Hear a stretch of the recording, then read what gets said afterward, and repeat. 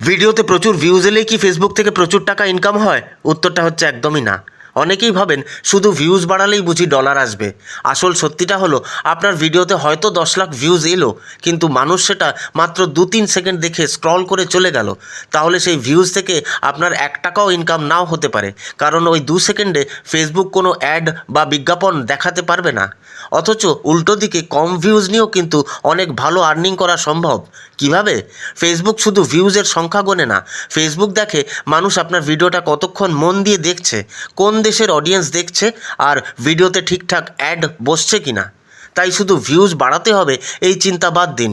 এমন কন্টেন্ট বানান যেটা দেখা মাত্রই মানুষ স্ক্রিন থেকে চোখ সরাতে পারবে না। মানুষ যত বেশি সময় আপনার ভিডিওতে আটকে থাকবে, ফেসবুকের অ্যালগোরিদম তত বেশি আপনার ভিডিও বুস্ট করবে, আর আপনার ইনকামও বাড়বে।